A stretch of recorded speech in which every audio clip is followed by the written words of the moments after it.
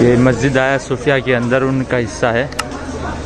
ये दरवाज़े पर ही वो हदीस लिखी हुई है, कौल नबी सल्लल्लाहु अलैहि वसल्लम, तुम ज़रूर भी ज़रूर कुस्तुनतुनिया को फ़तह करोगे।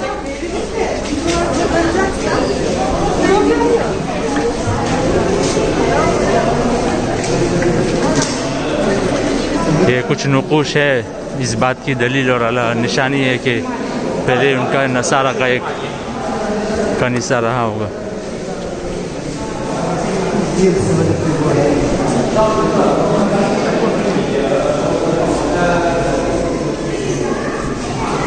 अल्हम्दुलिल्लाह अल्हम्दुलिल्लाह ये मस्जिद बन गई है। चप्पल रखने की जगह, यहाँ से दाखिल होने का दरवाज़ा।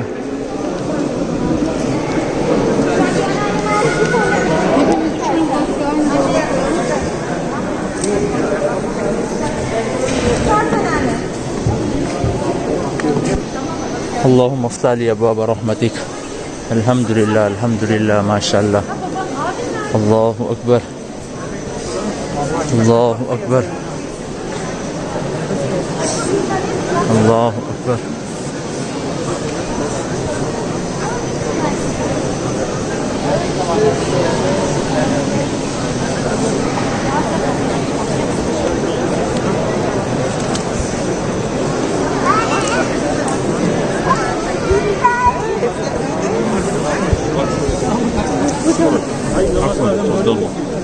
النصارى في العالم لأنهم كانوا يجتمع جميع النصارى فيها ويأخذون منها القرارات والأمور. فلما افتتحها السلطان محمد الفاتح يعني تحولت إلى مسجد في أمر من السلطان محمد الفاتح، أولا لأنه دخل اسطنبول عنوة وليس صلحا فيحق له.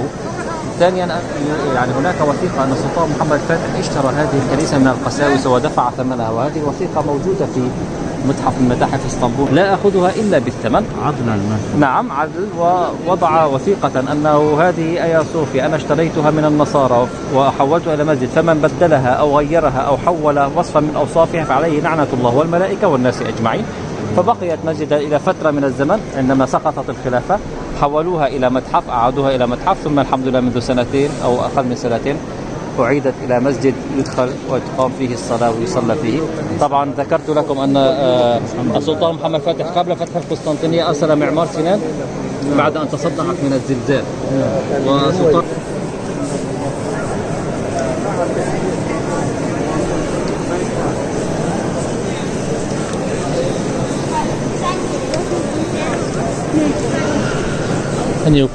कोरोना के ज़माने में भी इतनी सारी भीड़ मस्जिद के अंदर। बस लोगों को शौक़ है नमाज अदा करें। तारीख़ी मस्जिद है, सालों साल तक दुनिया के ईसाइयों का मरकज़ रहा और शिरक होता रहा। फिर उसके बाद दोबारा मुसलमानों ने उसको कब्ज़ा किया, फ़ातह किया। फिर काफ़ी अरसे तक ये बंद रही, फिर अभी तकरीबन 2-3 महीनों पहले इसको खोला गया। तो यकीनन तारीख़ी मस्जिद है। इंशाल्लाह हम भी अभी नमाज़ अदा करेंगे ज़ोहर की, और इंशाल्लाह फिर मिलते एक छोटे से ब्रेक के बाद।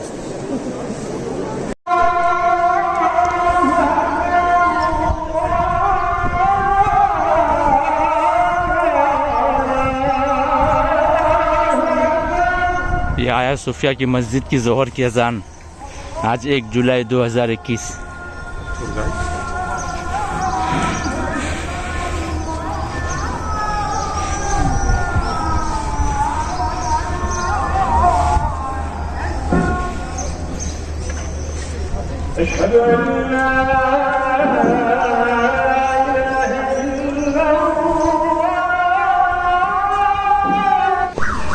जी अस्सलाम वालेकुम वरहमतुल्लाहि वबरकातुहू। ये आपको सामने जो नज़र आ रहा है यही मस्जिद आया सूफिया है, जो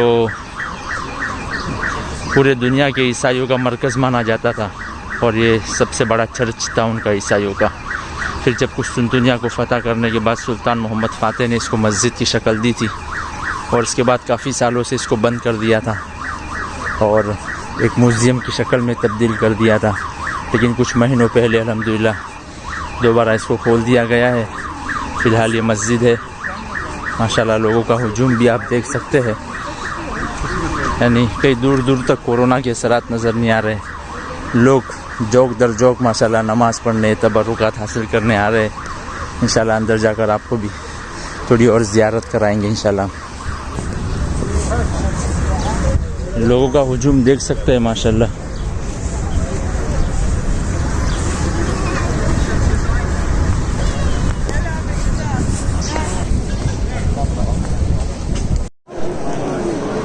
अच्छा, ये मंदिर मस्जिद के अंदर का जो पूरा हिस्सा है कारपेट बिछा दिया गया है। अल्हम्दुलिल्लाह नमाज़ें शुरू हो गई है, लेकिन ताज्जुब की बात है कि एक छोटा सा टुकड़ा रह गया इधर बीचों बीच। तो यहाँ के मकामी साथी कहते हैं कि यहाँ के नसारा ने और आलमी दुनिया के नसारा ने और ईसाइयों ने दरख्वास्त की थी कि इतना छोटा सा टुकड़ा हमारे लिए रहने दें, आप इसमें नमाज अदा ना करें। हमारे यहाँ ईसा बिन मरियम उतरेंगे और उनके कुछ 12 तलबा होंगे कि सबके दायरे बने हुए अतराफ़ में। तो बस एक छोटा सा टुकड़ा उन्होंने रहने दिया है उनके कहने के मुताबिक, उनके अक़ीदे के मुताबिक, ताकि उनका भी एहतराम बाकी रहे। ये उनका यह नसारा का अक़ीदा है कि यहाँ ईसा बिन मरियम उतरेंगे आखिरी ज़माने में। हालांकि सही बात नहीं है, लेकिन हुकूमत वक्त ने उनकी बात मान ली ताकि उनका दिल रह जाए। लेकिन बाकी तमाम जगहों को कारपेट बिछाकर मस्जिद की शक्ल दे दी गई। खिलाफत उस्मानिया का जो सबसे पहला सुल्तान था ना, उसकी मस्जिद है, उसने बनवाई थी।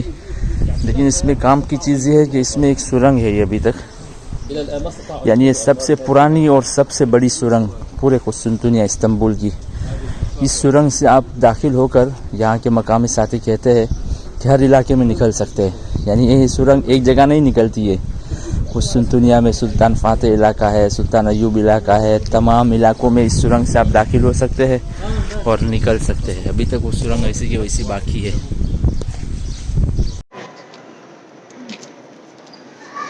ये बिल्कुल मेहराब के करीब का हिस्सा है, जहाँ पर लोग अभी फ़िलहाल नमाज अदा कर रहे हैं।